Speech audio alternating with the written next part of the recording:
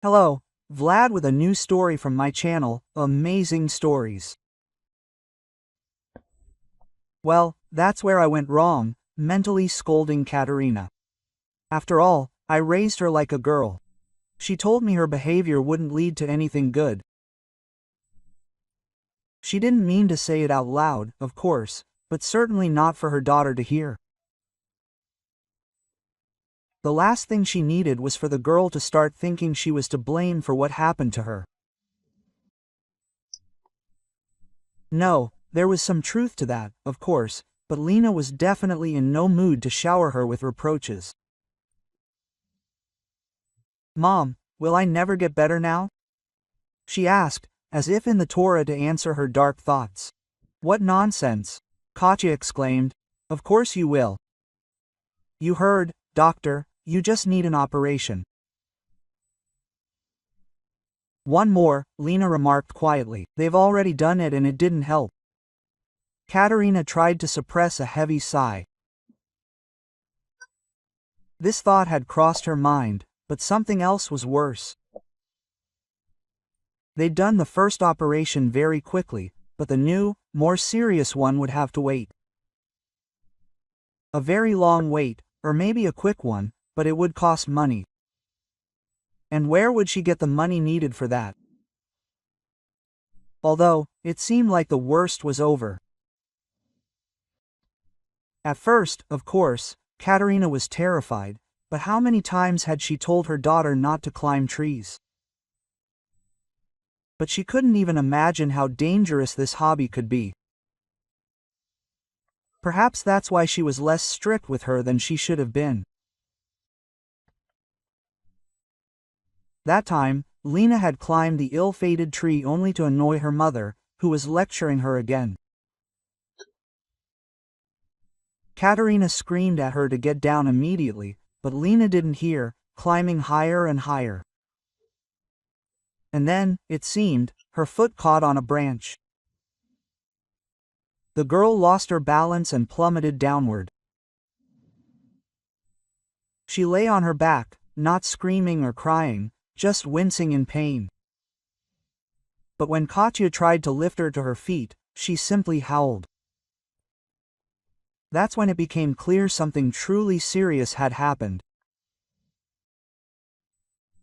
She was immediately taken to the hospital, where she received a terrible diagnosis, a spinal injury. Quote, "Most likely, surgery will help," the doctor reassured the inconsolable mother. "I won't say it's easy, but there's nothing supernatural either."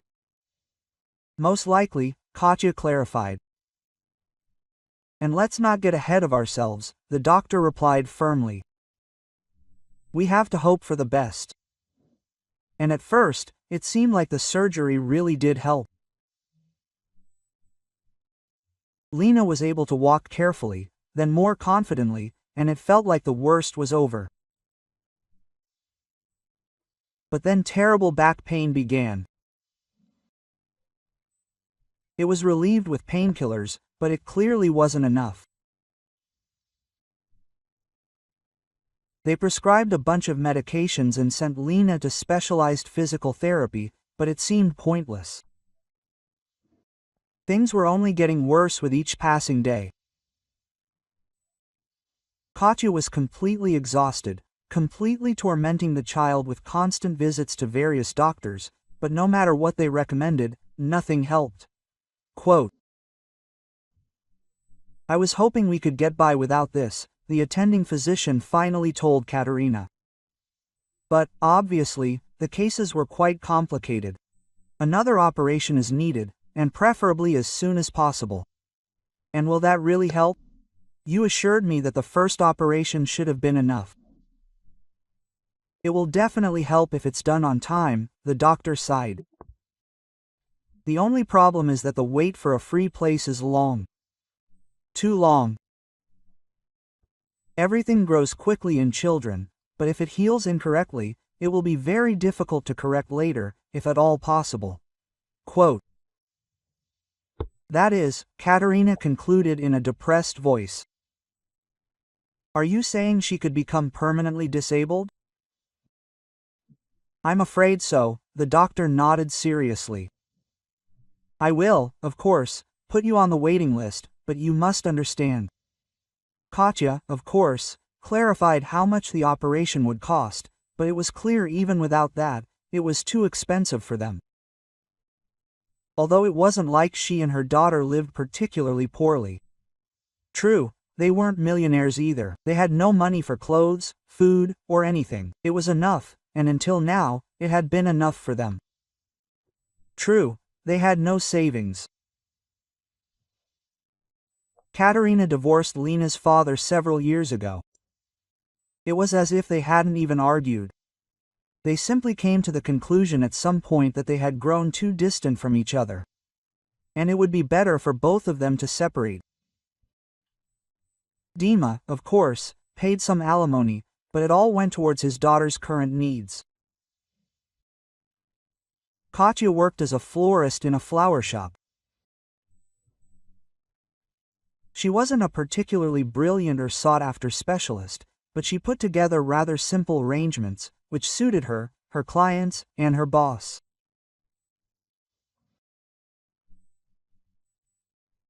She also had no serious career ambitions, which meant there was no prospect of any promotion, nor any increase in salary.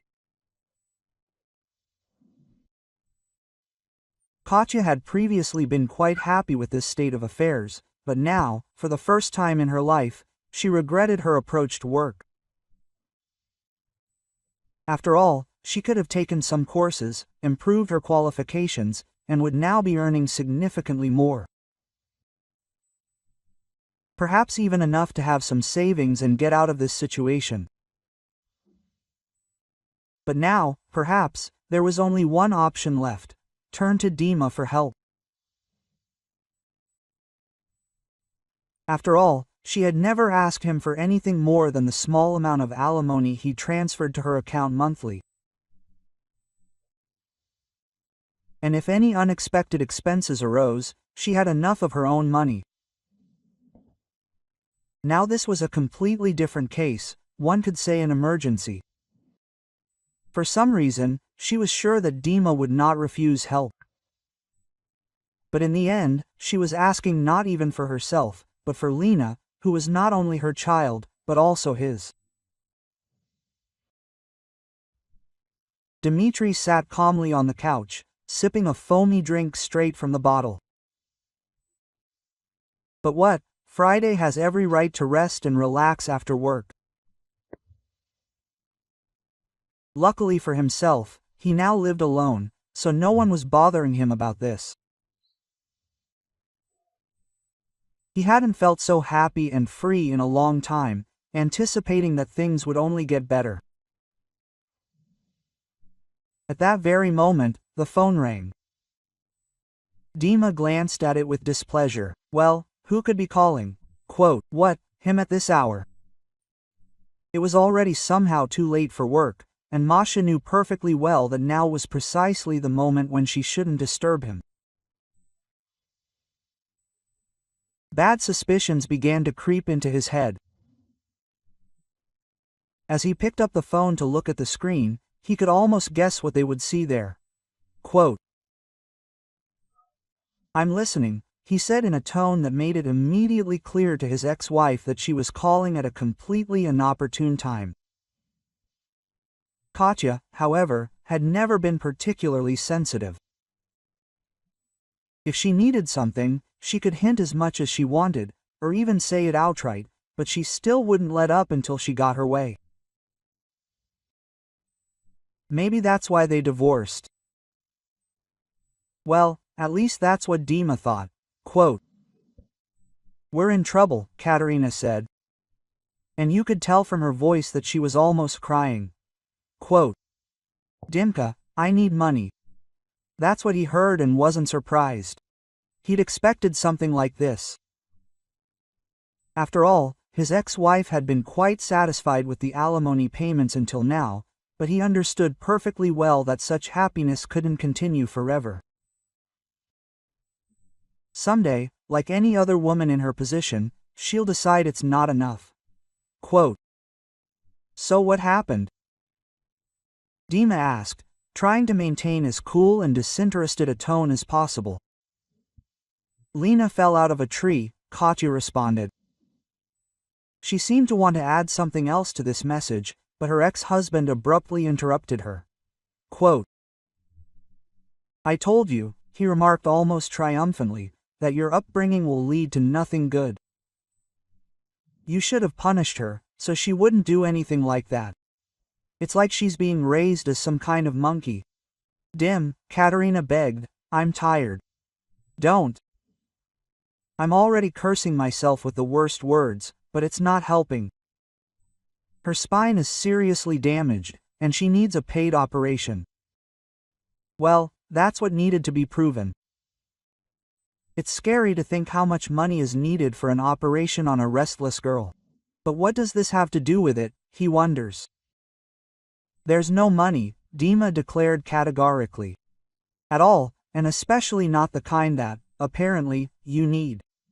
Let's manage somehow. After all, it's not my fault that this happened to her. She's under your care. Dima, Katya said in despair. You understand that if I could cope on my own, I would have done this long ago.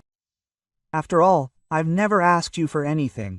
Well, at least you can find part of it. You earn well, after all. Well, not bad, he agreed. And, as expected, I pay child support from the entire amount. You can, of course, complain that it's not enough, but in my opinion, the extra amount is more than enough. You could have saved up, after all. With such a restless daughter. It was only a matter of time. You generally, what? Katya was horrified. How can you even think that? Dima, please, this is your daughter Tasha too. I'm not doing it for myself. And I don't care who it's for, he denied. I already told you, there's no money. What's so unclear? And don't try to make me feel sorry for you. I certainly won't get any from that. You got yourself into this mess, deal with it yourselves. And without listening to any more persuasion, he simply hung up. His mood, as expected, was hopelessly ruined. Why had he even answered that call? Well, he knew something like this would happen. He should have simply turned off his phone so that no one could get through that evening. Nevertheless, he told his ex-wife the absolute truth. He didn't have any money. Well, at least not any free money. The kind that he could take and spend. Dima was planning a vacation, and not alone, but with Masha. And she definitely wouldn't understand if he suddenly canceled the trip because his ex-wife they urgently needed money. They had everything ready. The tickets were bought, the hotel was booked. The amount they planned to take with them was set aside. And what happened?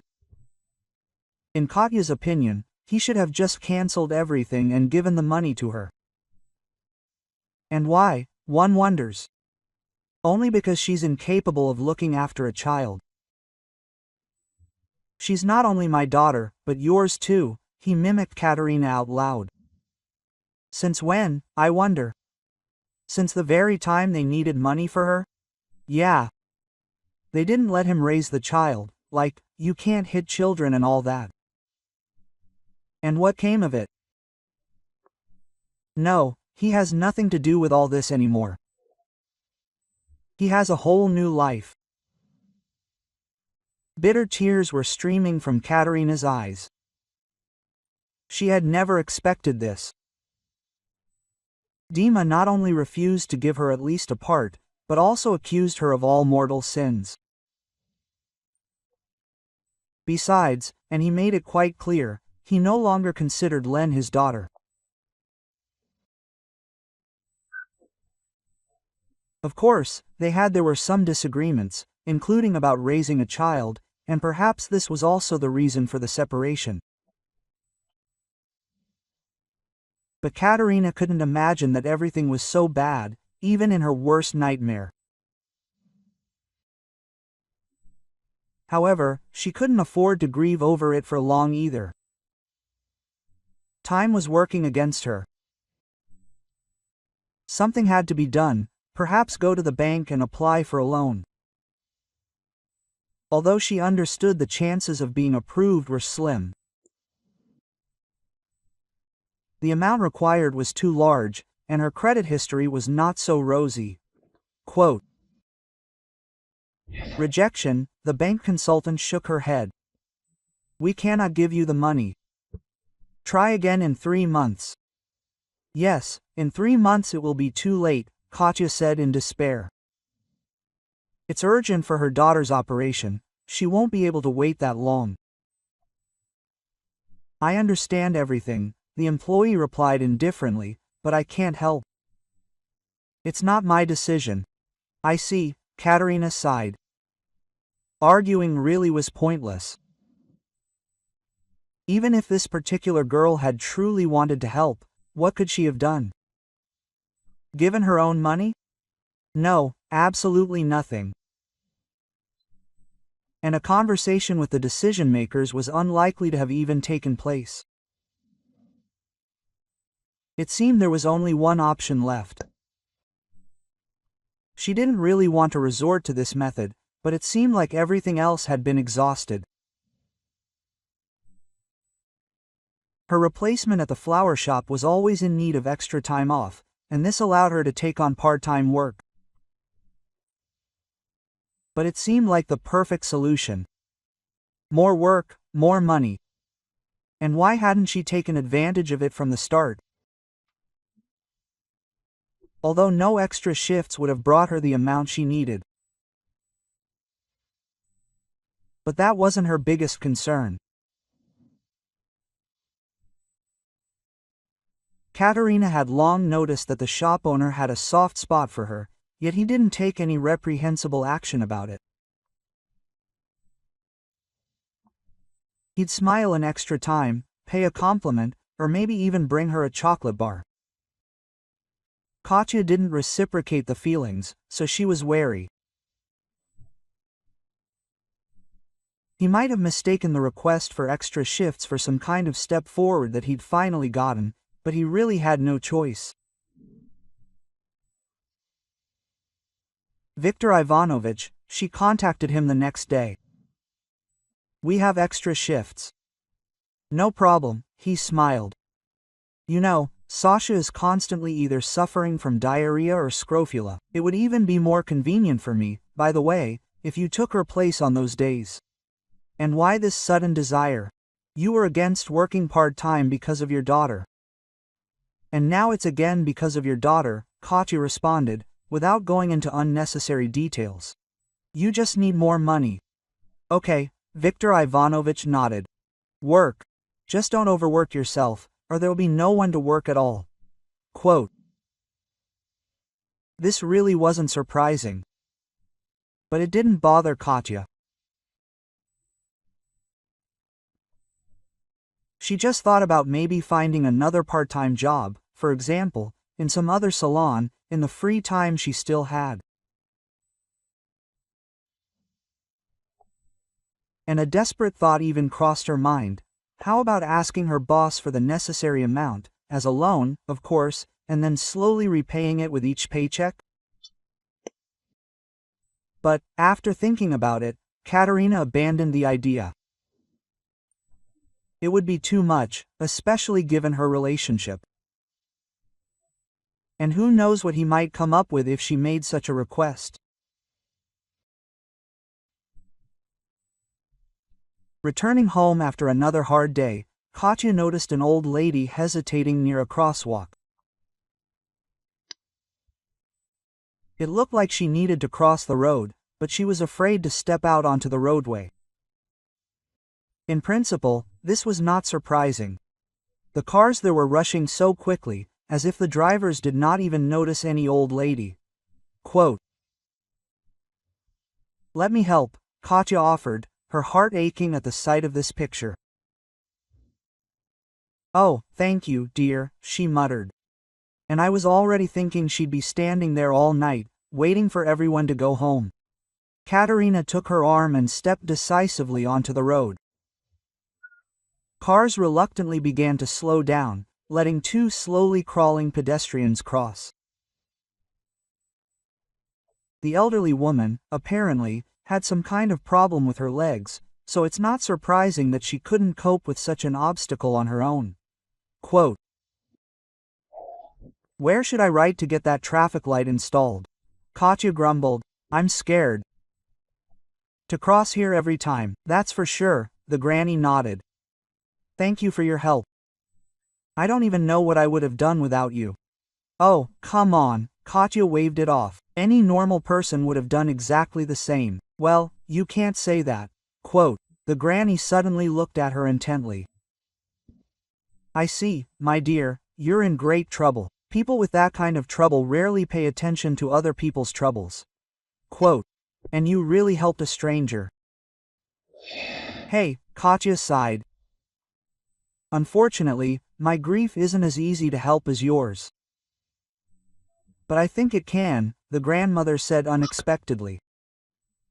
"It may sound strange, of course, but I'll tell you, and you listen. You need to go to the city by the sea. That's where you'll solve your problems." "Okay," Katya said with some bewilderment. "Think about it." She suddenly felt somehow uncomfortable, so she hurried to say goodbye to the strange grandmother. Although her words, involuntarily, firmly lodged in her head, Katya even felt angry, either at the uninvited advisor, or at herself. What kind of city by the sea can she be when she's raising a disabled child who urgently needs money for an operation?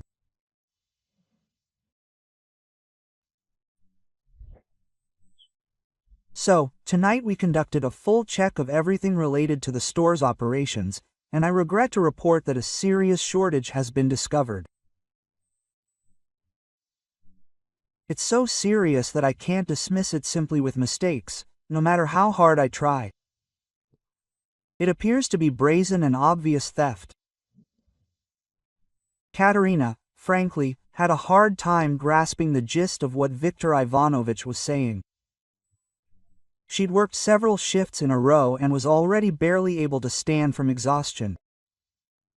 And today, to her surprise, she arrived at the store to find not only the owner but also Sasha. Judging by her expression, Sasha was no less surprised by her presence at work. This misunderstanding was quickly cleared up. Viktor Ivanovich wanted both employees present. He was about to make an important announcement concerning them both. And now it was announced. Katya was perhaps even willing to admit she might have made a mistake somewhere, perhaps even more than once. After all, working 7 days a week was taking its toll. But when she heard the amount of the shortfall, she realized her boss was right. It was simply impossible to make such a mistake. Well, maybe intentionally. And then she even calmed down, realizing that she was not to blame. "So it was probably Katya who took it," Alexandra declared categorically. "Who else?" "Frankly speaking," Viktor Ivanovich answered sternly. "I'm also inclined to think so." "What's wrong with you?" "I didn't steal anything." That was all Katerina could say, stunned by such an unfair accusation. "I've been working for you for years, Viktor Ivanovich. Have I ever given anyone a reason to think that about myself?" "You haven't, right?" he agreed sadly. "But these extra shifts of yours, in fact, you were the one in the store most often, and sometimes completely alone. Well, that means plenty of opportunities to take what belongs to others." "Exactly," Sasha sighed, "especially since you need a large sum of money for your daughter's treatment. You told me so. And apparently you realized you couldn't earn it. You just decided to take it. What's so unclear about that? Is that true?" Viktor Ivanovich raised his eyebrows. Quote, "That I took the money? Of course not," Katya answered firmly. "But I need it. I need an operation, so I asked for an extra shift." Viktor Ivanovich shook his head, and Katya realized he didn't believe her. Well, or rather, only partially believed her. He knew perfectly well that Katya was incapable of stealing. But there are critical situations when a child's life depends on money. Then you can go to great lengths. This is what we will do, Viktor Ivanovich concluded. Out of respect for past achievements and compassion for my daughter. And because of my good attitude, I will not involve the police in this matter. So I hope that the money you took will indeed go to a good cause, the operation. Although you could have simply asked, but surely I would have been understanding? Nevertheless, since you decided to abuse my trust in this way, you will no longer work here. Katya already opened her mouth to say something. And so she closed it, realizing the owner had made up his mind, and there was no point in explaining anything. So now she was left not only without money, but also without a job, and accused of such a heinous crime. It was a real disaster. Perhaps her general fatigue had something to do with it. Katya couldn't even imagine what this dismissal would mean for her. She felt that fighting for her innocence was pointless, that trying to justify herself would only waste precious time. For some reason, she felt she'd have to look for a new job anyway. Whether she could prove her case or not. And given how much she needed the money, it was best to start looking as soon as possible. But then she suddenly began to face constant rejections. And at first, everything seemed fine. She had an interview, but then they told her in an ultimatum that she couldn't work for their company. What's so wrong? Katya couldn't take it anymore, having been rejected yet again. You were ready to hire me. You didn't pass the security check, another doormat shrugged. But you should have realized that. Security says you were fired for cheating. Or what were you thinking? Since they accommodated you and agreed not to involve the police, no one will ever know. Now everything fell into place. So Viktor Ivanovich decided not just to fire her, but to ruin her reputation, so no one would even think twice about hiring her. Although, maybe Sasha had done her part, but whatever the case, the outcome remained the same. Suddenly, the kind grandmother came to mind, and her advice came to mind from a different perspective. What if she had had something else in mind, not relaxation, but work? And even if she hadn't, she had inadvertently suggested a way out of the situation. It was summer, the height of the vacation season. And that meant that in any Primorsky town, you could not only relax but also earn a good living. There, no one would care about the reputation she'd managed to acquire here. Just like that. Leaving her mother's daughter behind, Katya went off to earn money. Quote, "Hot corn," she cried. Hot corn, fresh, delicious. 3 years off. Pushing the heavy cart along the sand was quite the experience. Besides, the sun was so blazing that she just wanted to collapse somewhere in the shade and not move. But Katya couldn't afford such luxury. After all, she hadn't come here to relax. Yes, the work turned out to be harder than she expected, but it was still work, and the pay was quite good. True, everything depended on how much of this damned corn she could ultimately sell. Admittedly, in the height of the season, this didn't seem to pose much of a problem. However, a few difficulties did arise. One day, as usual, dragging her cart along the beach, she heard a suspiciously familiar voice from one of the lounge chairs. He was talking about how brazen his ex-wife had become. Katya, not believing her ears, came closer and carefully looked into the indignant man's face. Quote, "Can you imagine?" her ex-husband ranted. "I'm already doing everything I can, and it's not enough for her. I wouldn't even be surprised if she somehow found out we were planning a vacation and made up this whole story just to ruin it." "You know, you're ruining it now," a young woman sitting on a nearby lounge chair responded petulantly. "Can't we just relax? Why do we have to bring up your ex? Woman, why are you standing here?" Dima snorted at Katerina, who, engrossed in their conversation, had indeed frozen in place. "We don't need your corn. Go where you were going." Katya, grabbing the cart, hurried away. Well, at least he didn't recognize her. Probably because he hadn't even bothered to look at the man he was talking to. She was seething with indignation. So that was why he'd refused to give her money for treatment. Although he had the money, he'd chosen to spend it on a vacation with a young beauty. More than anything, she wanted to start a real scandal, but she knew that doing so could cost her her job, so she firmly decided to avoid meeting her ex-husband, otherwise she risked falling apart.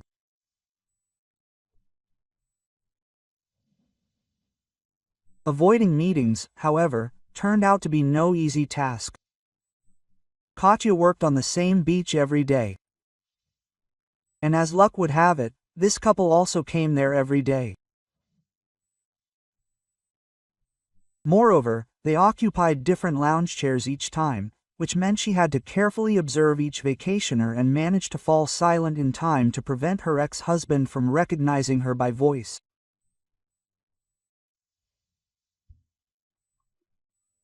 When Katya calmed down a bit, another thought occurred to her.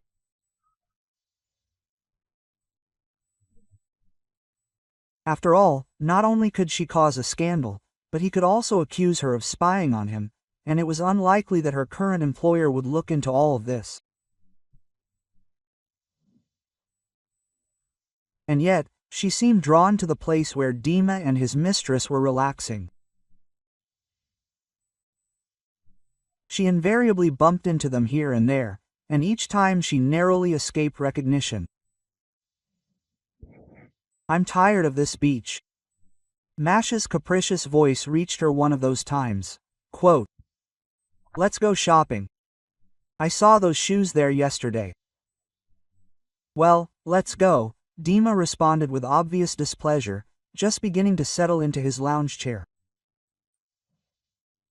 Katya felt a strange mixture of emotions. On the one hand, there was the usual indignation, but on the other, the fact that they had decided to leave the beach so quickly brought some relief. After waiting for them to be out of sight, Katerina, no longer afraid, calmly rolled her cart, when her gaze caught on a small object left on one of the lounge chairs.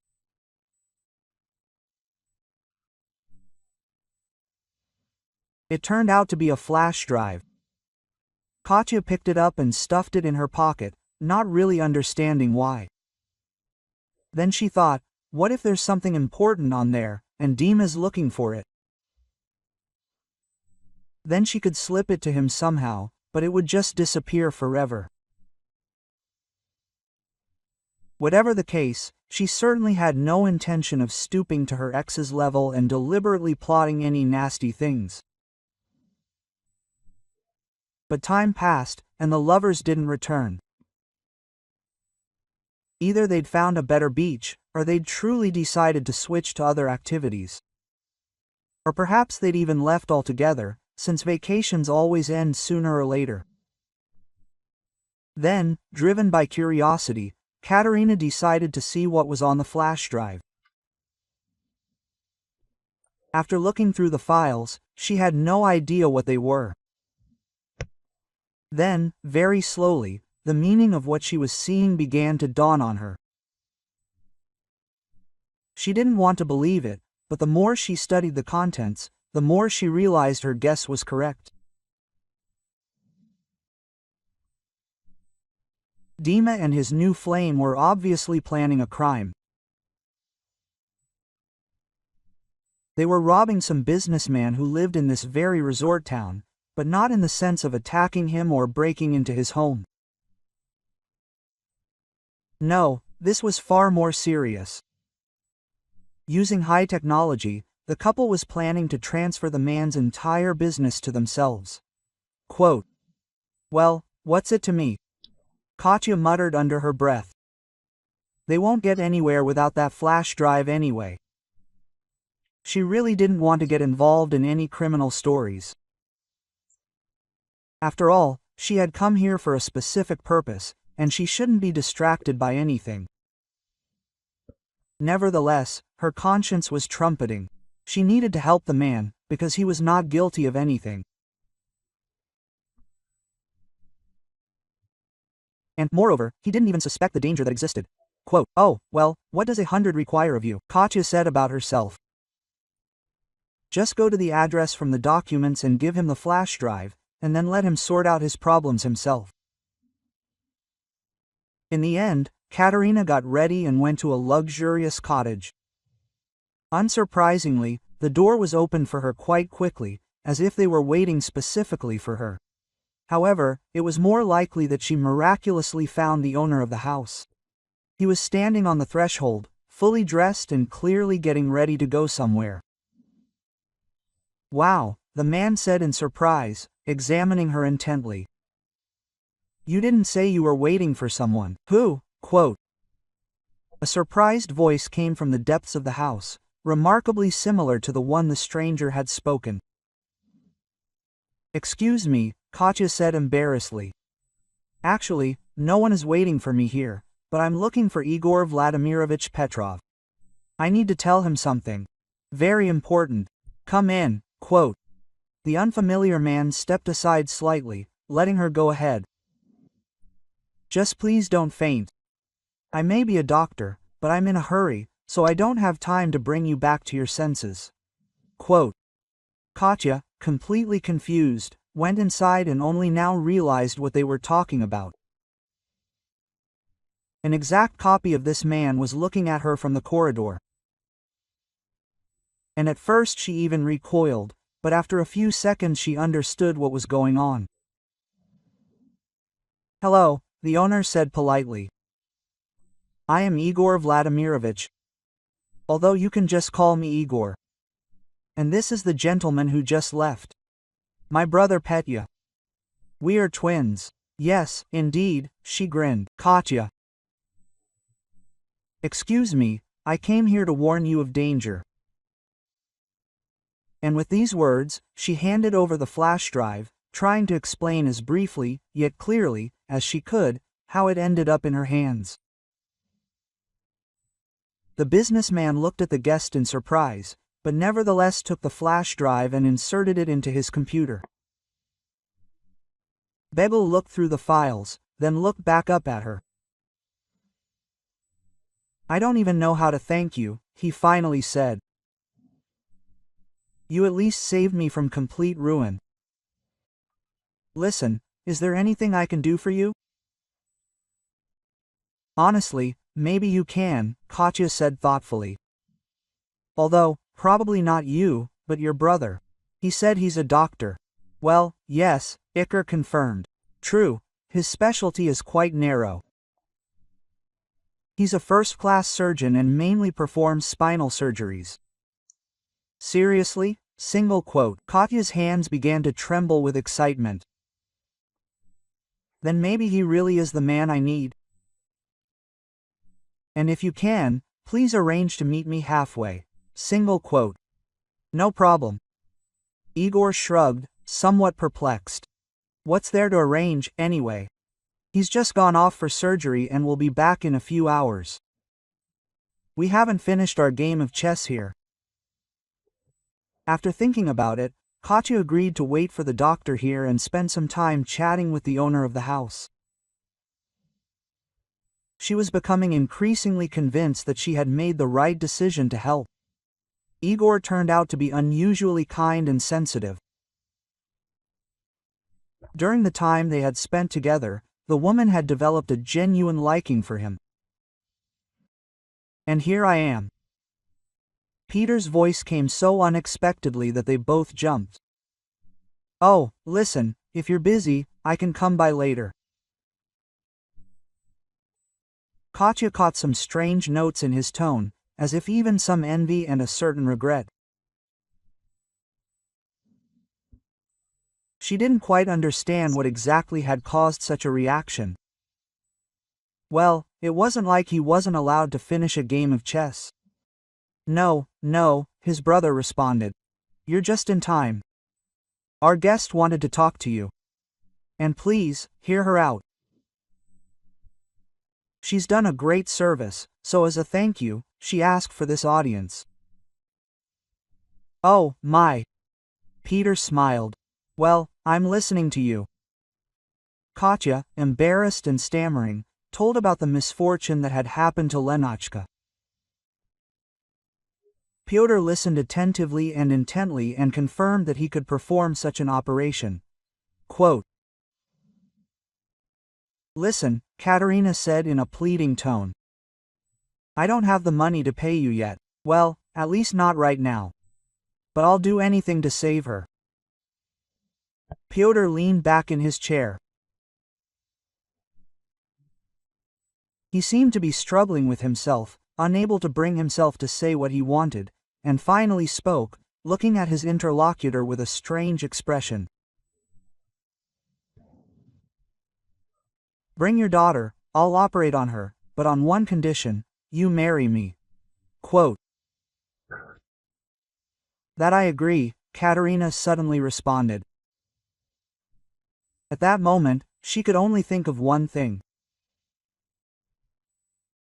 He had asked her for a favor that she could undoubtedly provide, and that meant that her daughter would be saved. After all, that was precisely why she had come to this distant city. But everything else seemed completely unimportant. At first, Katya somehow didn't think about the promise she had so rashly made to Pyotr. Her thoughts were on entirely different matters. She needed to ensure a safe flight on a special transport, then prepare her for the surgery. Only after her daughter was completely safe did she finally fully comprehend what she'd agreed to.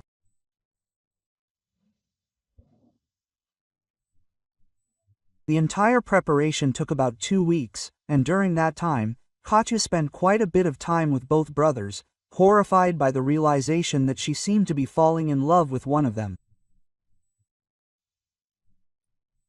But not the one she'd already promised her hand in marriage.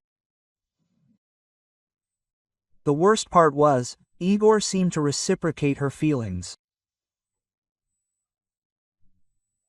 Well, at least he clearly didn't want to hear anything about the upcoming wedding and didn't seem to be planning to steal the bride of his brother, who had always been less successful than he.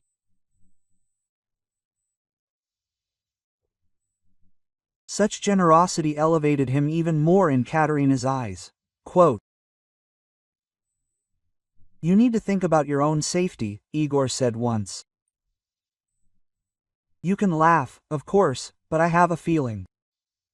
No, I won't laugh, Katya answered seriously. But what could I be in danger of?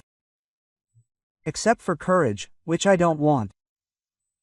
But she, of course, didn't say it out loud.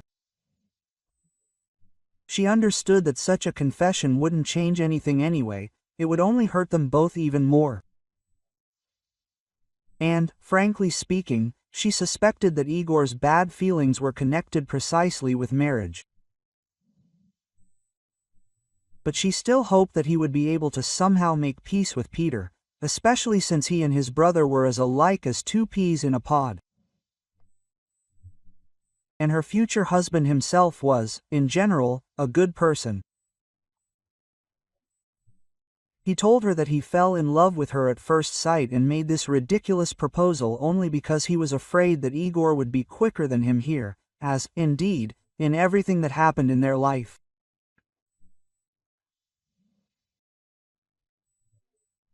Katya didn't dare ask him whether he really wouldn't have performed the operation on Lena if she had refused.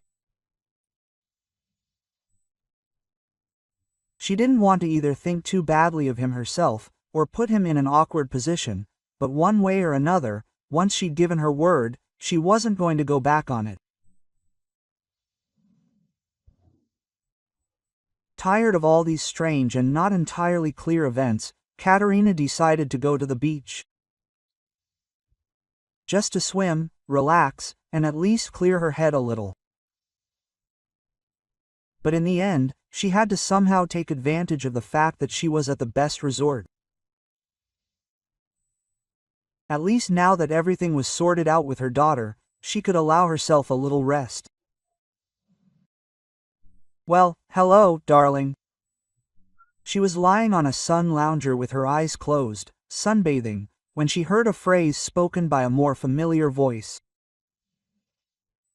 Katya sat up in surprise and only then opened her eyes.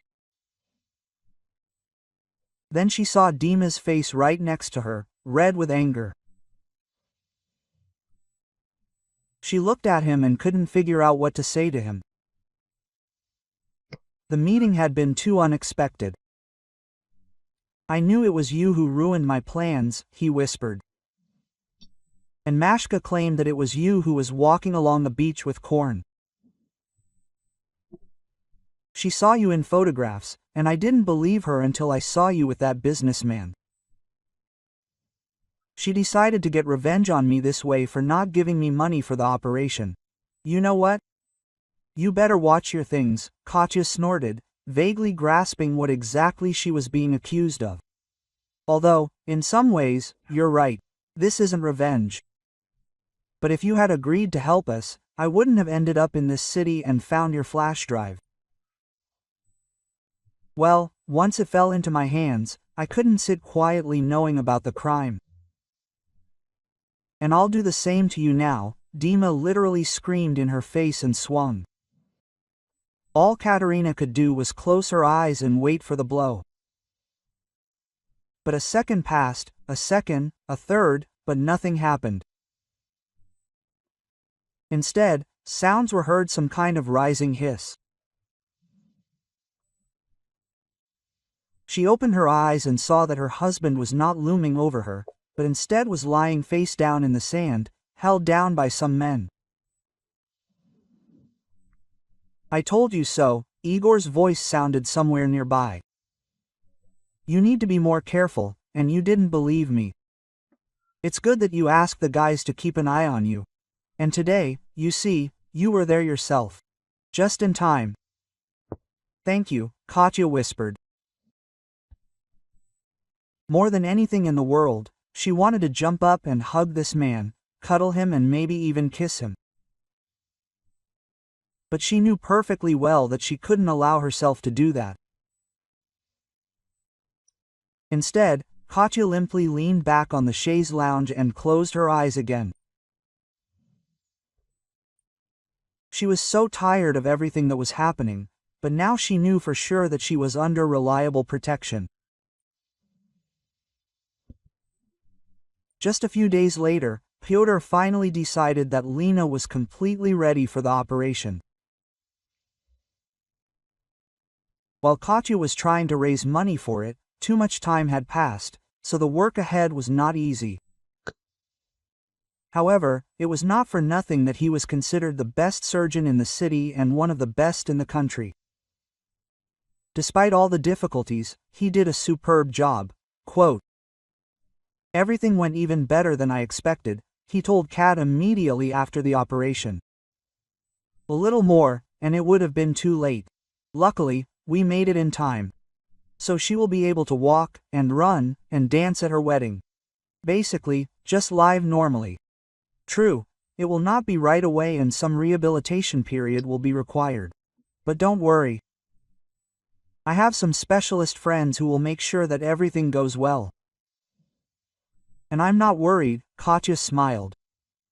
If you said so, then everything is so.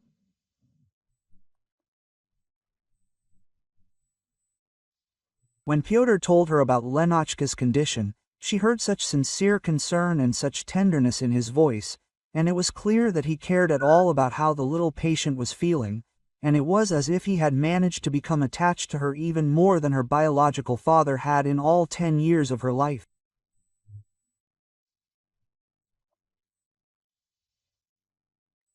And at that moment, a thought flashed through Katya's head.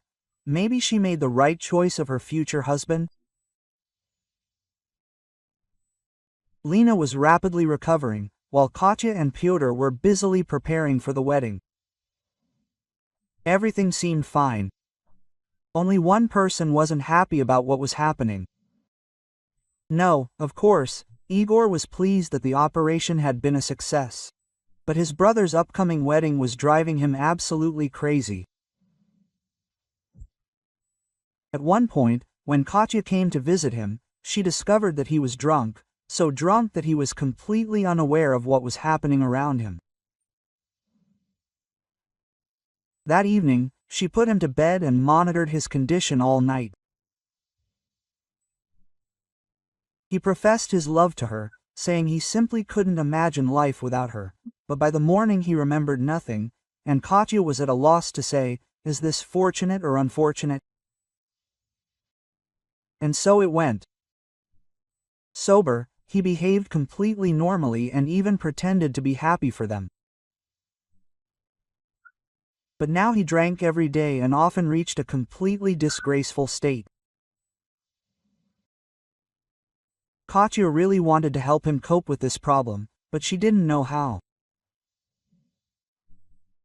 Or maybe, Pyotr suggested gloomily, you should actually stay away from him.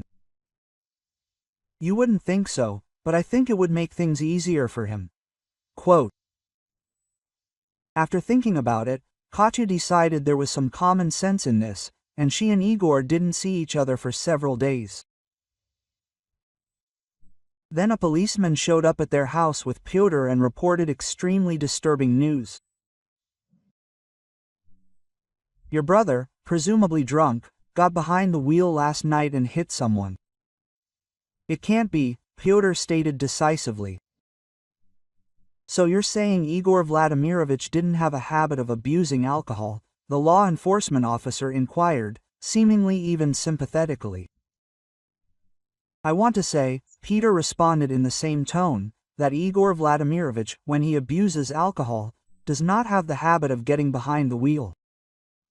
Oh, if you only knew how many times I've heard that, the policeman shook his head. And the man he hit, is he alive? Katya intervened. Luckily, yes. But he can't really tell you anything, he doesn't remember. The doctors say he has brain damage.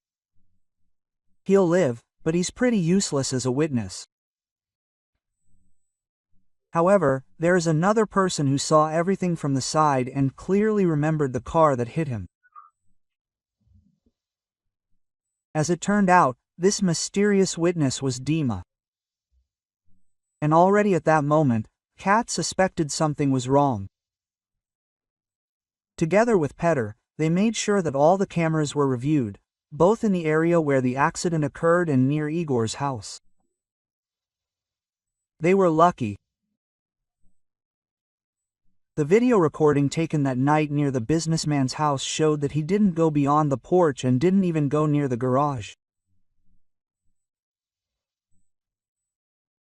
But more importantly, there was also a camera at the scene of the accident, and it showed that Dima himself hit the unfortunate passerby. It must be for to plant the hated anchor. This episode, despite its horror, had two very good consequences. First, law enforcement finally took a serious interest in Dmitry, and it was decided to try him not only for attempted murder but also for attempting to attack his ex-wife for planning a robbery. Maria, who had been actively involved in this preparation, also went along with him in the latter case.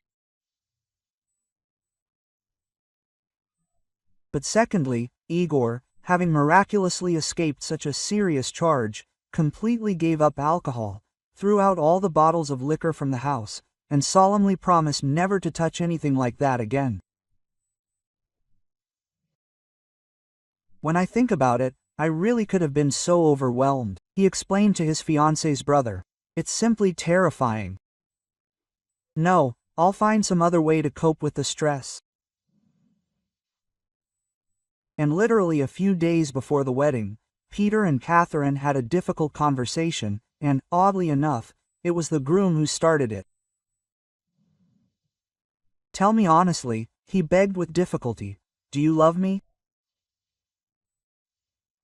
I'm very grateful to you, Katya answered thoughtfully, not wanting to offend him, but also not in the habit of lying.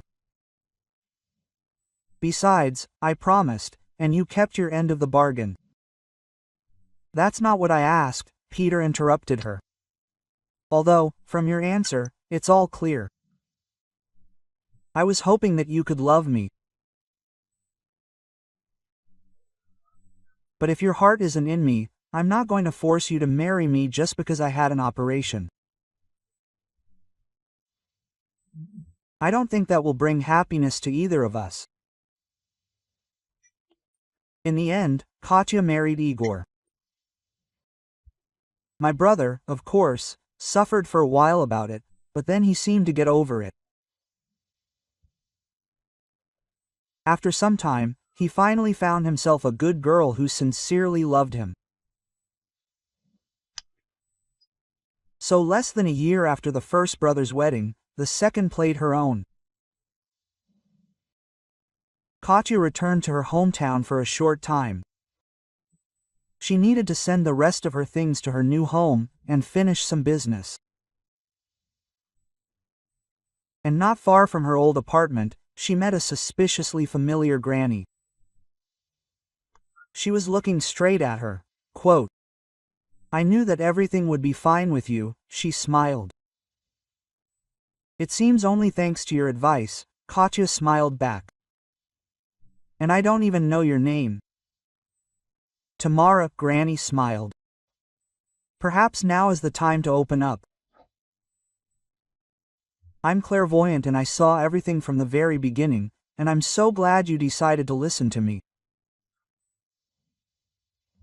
Katerina, after thinking about it, suggested that Tamara fly with them, to bask in their old age by the warm sea. She happily agreed. Mom also went with them. In the end, everyone stayed at the newlyweds' house. And a year later, they were babysitting little Danya. If you like the story, please support me with a thumbs up button. One simple action, but it means a lot to me. All the best to you.